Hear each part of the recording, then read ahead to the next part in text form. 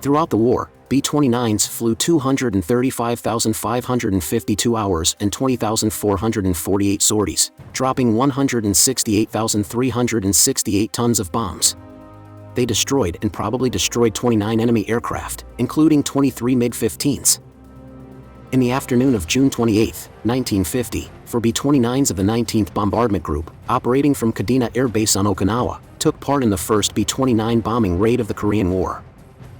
On April 12, 1951, a force of 48 B-29s attacking the railroad bridge linking Korea with Manchuria was attacked by dozens of MiG-15s. 3 B-29s were shot down or abandoned. In the battle, Sergeant Billy Beach, a 21-year-old tail gunner on another B-29 named No Sweat, shot down 2 MiG-15s within 5 minutes of each other.